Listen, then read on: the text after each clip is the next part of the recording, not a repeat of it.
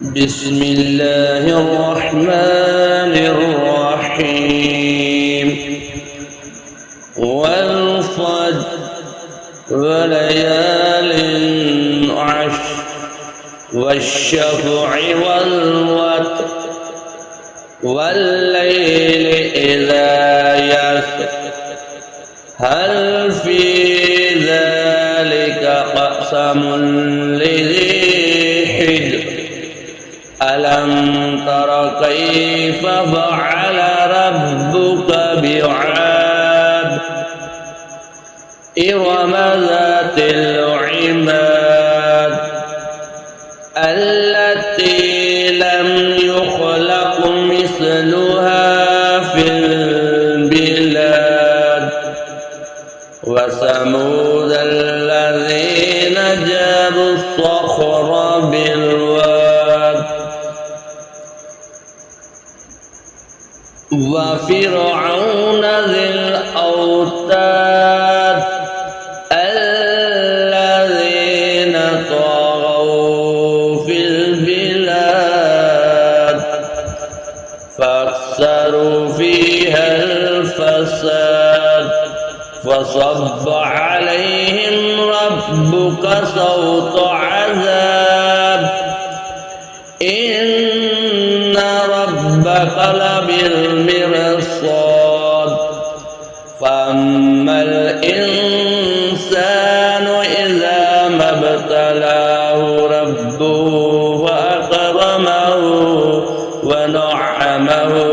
ويقول ربي أكرمن وأما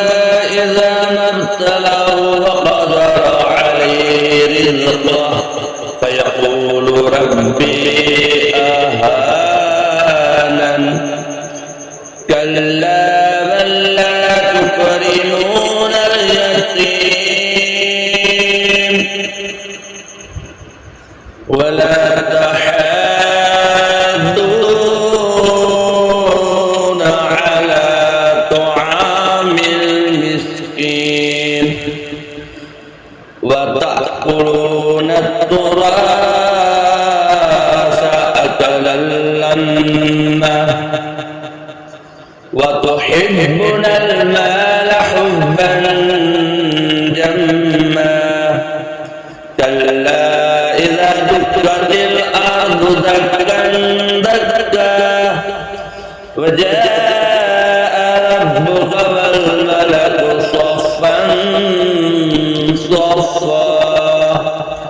وجيء يومئذ بجهنم يومئذ يتذكر الإنسان وأنى له الذكرى يقول يا ليتني قدمت لحياتي فيومئذ لا يعذب عذابه أحد ولا يثيق وثاقه أحد يا أيتها النفس المطمئنة ارجعي إلى ربك راضية مرضية فادخلي في عبادي وادخلي